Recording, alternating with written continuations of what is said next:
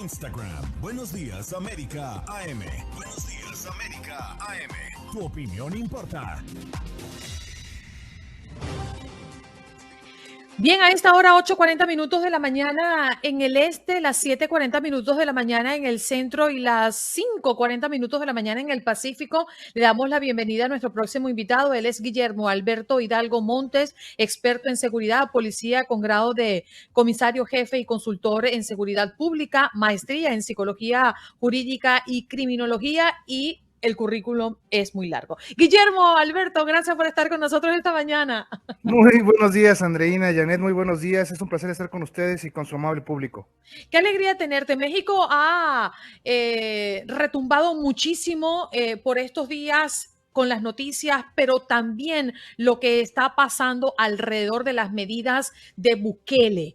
Y son dos países que estamos tocando el día de hoy muy puntualmente. Primero me quiero ir a lo que se ha escuchado desde hace varios días, Mara Salvatrucha, que trabaja con narcos para controlar paso de migrantes a Estados Unidos. Se habla de la bestia, como le dicen a este tren de carga, pero quiero que seas tú, Guillermo, el que nos especifique qué es la bestia para luego adentrarnos a la noticia. Bueno, la bestia es un tren que pasa desde el sur de México hasta el norte y pasa por muchos estados que tienen más flujo de migrantes hacia Estados Unidos.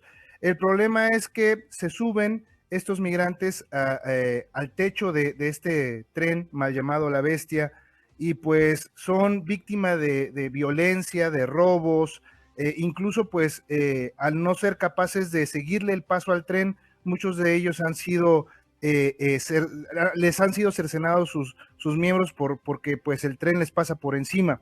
Y es algo muy complicado, no es algo nuevo. Esto está registrado desde los años 2000, se han hecho registros.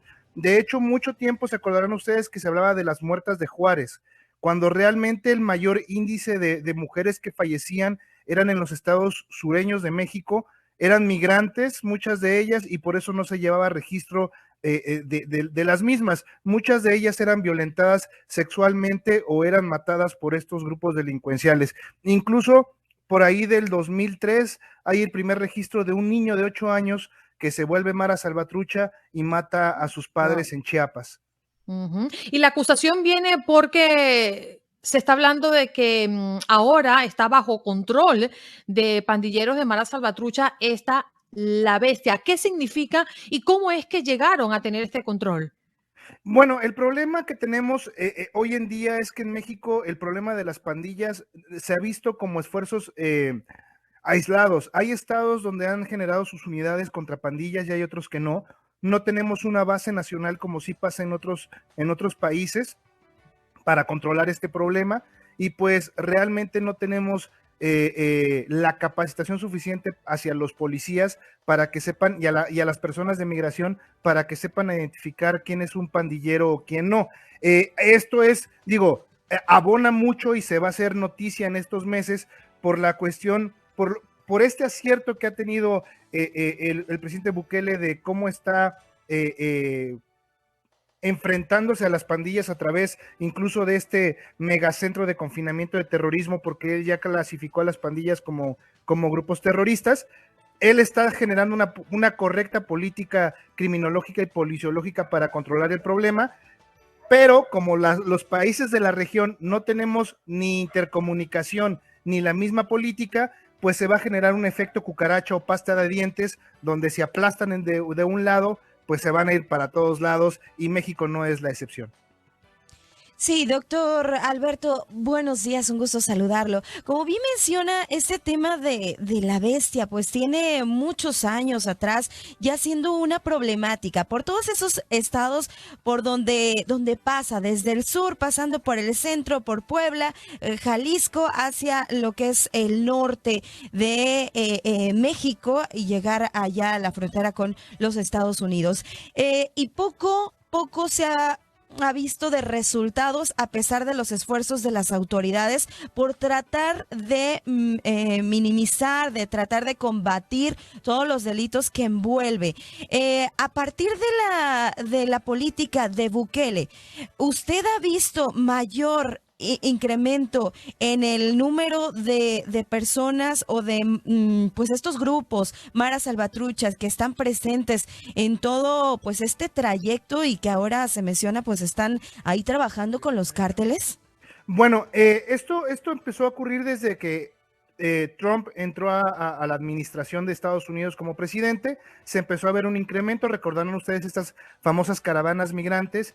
El problema es que muchas de las personas legítimamente eran hermanos migrantes que buscaban un mejor estilo de vida, pero también había pandilleros que se fueron quedando en, como tú bien comentas, Puebla, Jalisco, Tijuana, y se empezó a generar un problema más complejo. Ahora, esta cuestión con Bukele se va a agravar, no por culpa de Bukele, no por los hermanos salvadoreños, sino por la falta de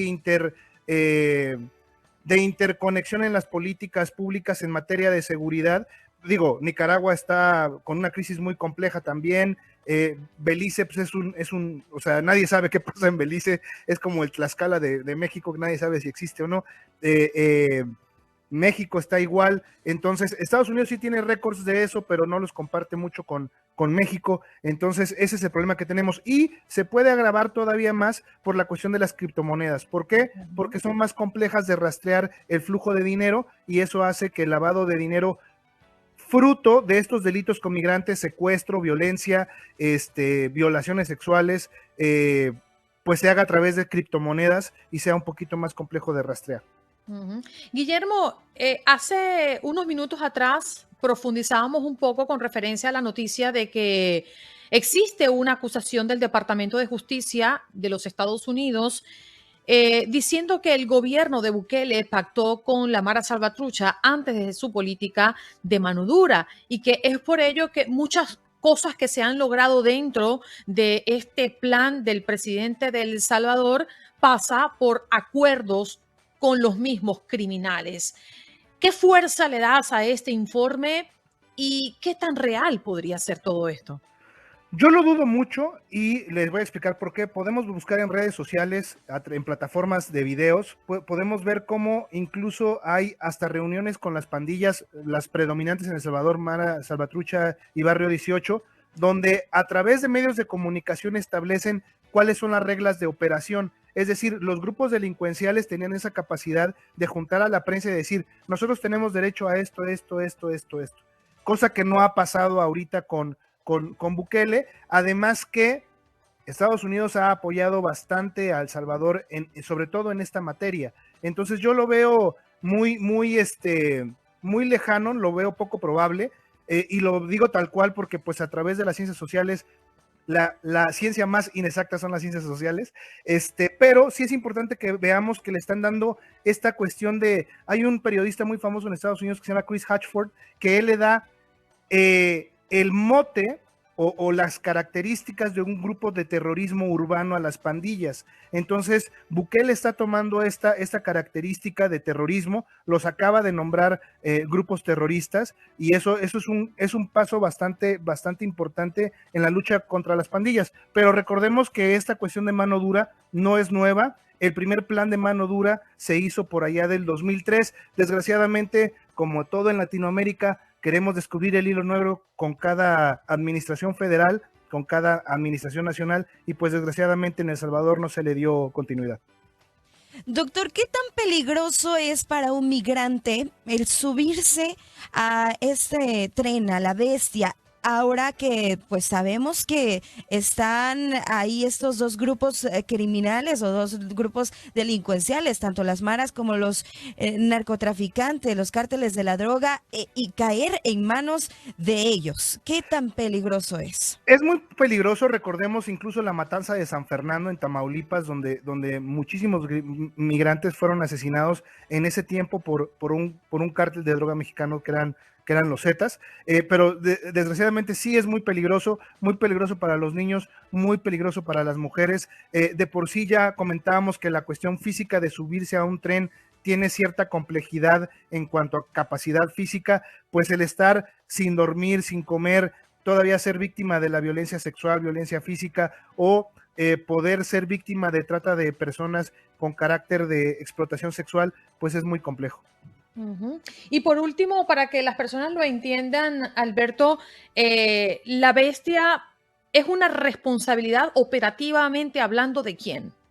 Eso es una empresa privada. Es decir, México desde hace muchos años dejó los trenes turísticos a un lado y se dedicó más a los trenes de carga. La mayoría de empresas que operan esos trenes son de carácter mexicano, pero con dinero estadounidense o canadiense. El problema es que aquí las personas que se encargan a la inmigración no son policías, son agentes nada más. No es como en Estados Unidos el CBP, que es un policía en forma, que tiene el equipo, que tiene la tecnología para poder enfrentar una amenaza. Aquí no lo es así.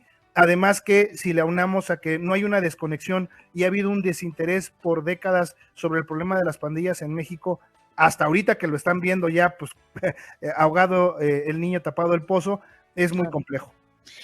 Guillermo Alberto, gracias por estar con nosotros esta mañana. Muy interesante explicar a la audiencia de qué se trata y cómo se están manejando las cosas a propósito de esta noticia que está retumbando fuerte en la región. Al contrario, estimada Andreina, Janet, es un placer como siempre estar con ustedes y si me permites nada más hacer una aclaración de la vez pasada que me invitaron, Sí. comentamos de que sí se iba Ovidio y después salió que había ganado un amparo. Que haya ganado el amparo no significa que no lo vayan a extraditar, es un recurso que tiene legalmente que se tiene que agotar, entonces todavía estamos en lo dicho. Seguro. Gracias, Alberto. Un abrazo para ti. Cuídense, gran semana, hasta luego. Ahí está, Guillermo Alberto Hidalgo Montes, experto en seguridad y policía con grado de comisario, jefe y consultor en seguridad pública, hablándonos de la Mara Salvatrucha que trabaja con narcos para controlar paso de migrantes a Estados Unidos y por supuesto explicamos qué es y cómo opera la bestia. Antes de irnos a una pausa, vamos a darle un abreboca de lo que se nos viene en el próximo bloque.